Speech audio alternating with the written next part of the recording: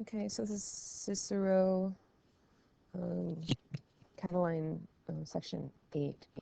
The first thing I want to do, though, is introduce or reintroduce the indirect statement to you. And so that would be something like, I know this to be true. I know that this is true. I know that USC is a good team. These are introduced by verbs of saying, knowing, thinking, or... Whoa, crap, sorry about that.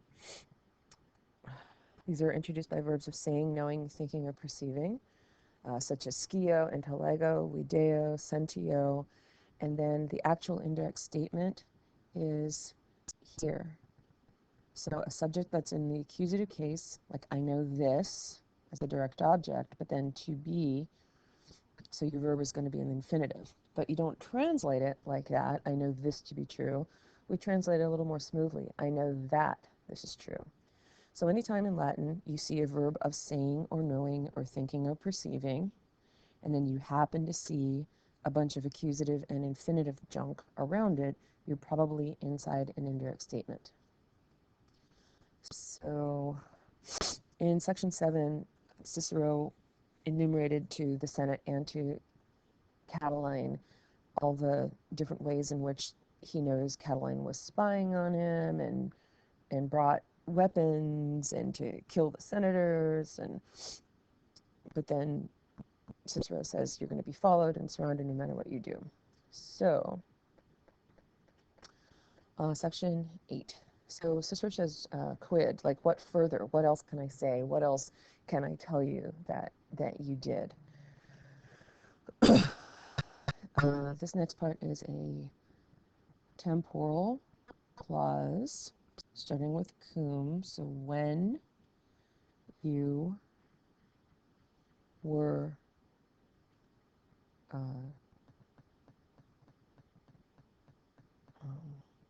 when, since, or although confideres, you were trusting, and then trusting happens to be a verb of saying, knowing, thinking, or perceiving. And look, here's an infinitive. Occupatorum esse is a future active infinitive, about to seize, and te is a subject accusative. So this, in fact, is an indirect statement. So when you were trusting that, oops, this little guy goes here. So this is the indirect statement in red. When you were trusting that you were about to seize. So occupatorum is future active. When you were about to seize, Praenest, and that's the town, on the very calends of November, and the calends is the first of the month. Our word calendar comes from that. In a night attack, or by means of a night attack. So when you were confident that you were about to seize Praenest in, or Stefano would say Praeneste, in a on the 1st of November in a night attack. Okay, so when you were confident that you were going to get Praeneste, sensisti ne, did you sense? The ne here in Latin is, damn it. The ne in Latin is equivalent to an upside down question mark in Spanish. It just tells you a question is coming.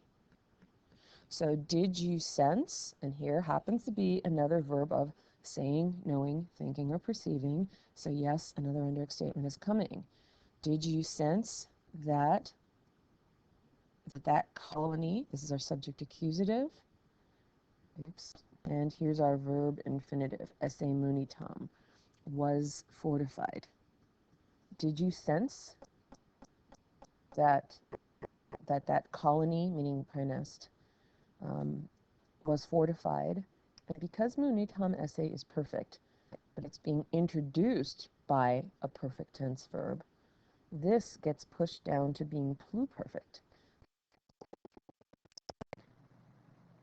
Did you sense that colony had been fortified with my own guards, with my watchman, and with my protection. So praesidiis, custodiis, and vigiliis are all three ablatives of means, and they all kind of mean the same thing.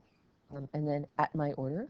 So did you sense that the colony, meaning Praenest, had already been fortified at my order with my guards, which with my watchmen and with watchmen? The lack of conjunction between these three things, there should be ets or quays or something. The lack of conjunction is called a syndeton. And it's something that Cicero does. He doesn't have conjunctions all the time when he needs them because he's just trying to show that he has so much to say that he doesn't even have time for conjunctions. Okay. So didn't you know that I had already protected Praenest before you were going to attack it? Yet you do nothing, you attempt nothing, and you think nothing. Nothing which, this is a relative clause modifying the nothing. Okay. Yet you do nothing, you attempt nothing, and you think nothing, which not only I see, which I don't see, but also which, I'm sorry, which not only I see, but also, oh, sorry, which not only I don't hear, but don't see, and plainly don't sense. Non modo sed etiam means not only but also. So he says to Catiline, you don't try to do anything that I don't already know you're trying to do.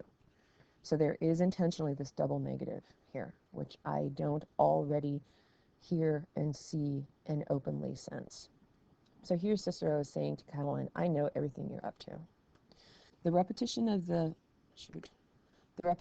nihil, nihil, nihil, the repetition of the same word here is called anaphora.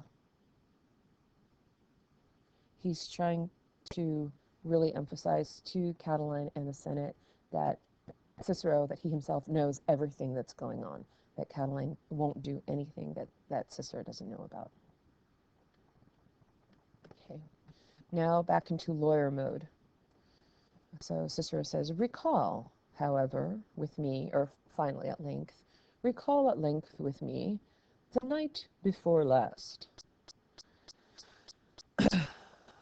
Now you will know, here's another indirect statement. So introduced by a verb of saying, knowing, thinking, or perceiving.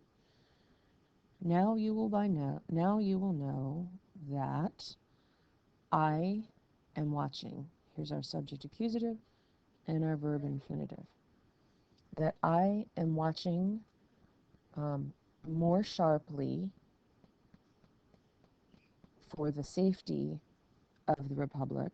So here's rei publicae. That's been elided.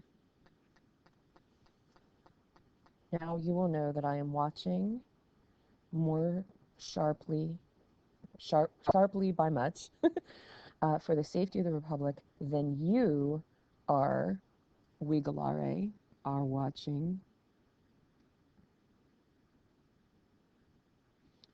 for the destruction of the Republic.